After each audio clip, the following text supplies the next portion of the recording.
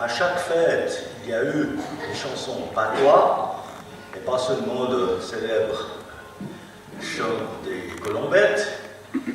Et au fond, ce soir, les différents groupes qui vont se produire sur scène vont vous interpréter toute une série, sinon une série complète, de ces chansons. Je vous souhaite beaucoup de plaisir. Vous verrez, il n'est pas nécessaire de savoir le patois pour apprécier et la musique et les sonorités de notre vieux langage. Bonne soirée.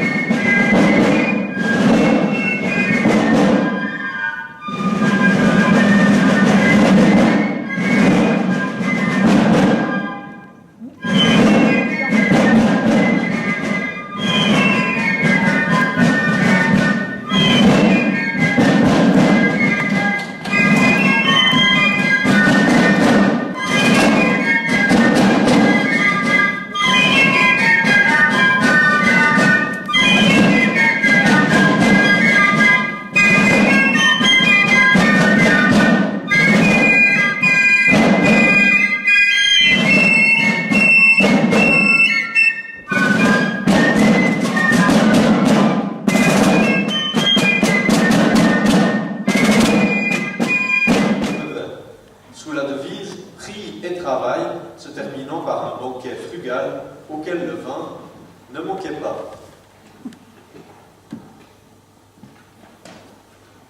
Dans ce pays, depuis la fin de l'époque romaine, un langage populaire issu des sources de la langue latine se développa dans nos régions formant l'Helvétie romane. Ces dialectes, aux accents multicolores, forment nos patois de la Suisse romande, étroitement liés au parler du Val d'Ost, du Piémont, de Savoie et du Lyonnais, formant la région du franco-provençal.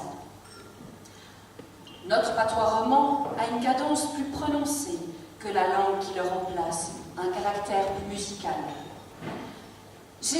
J'en atteste les souvenirs de ceux qui ont assisté à notre grande fête nationale, ceux de l'abbaye des Vignerons.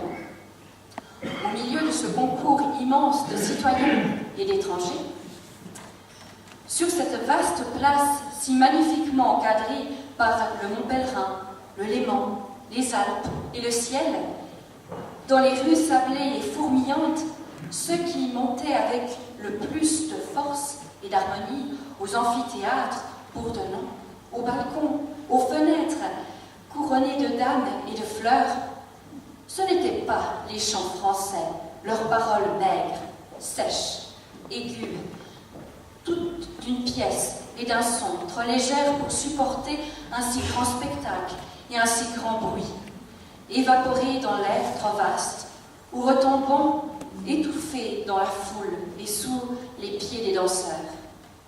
C'était notre patois.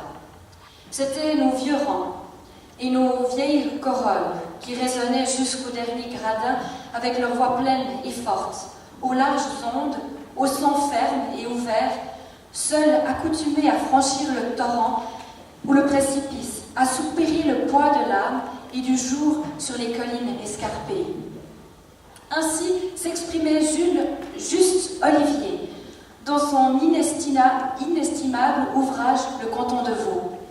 En lui rendant hommage, Charles-Ferdinand Ramu soulignait « Olivier a grandi son pays.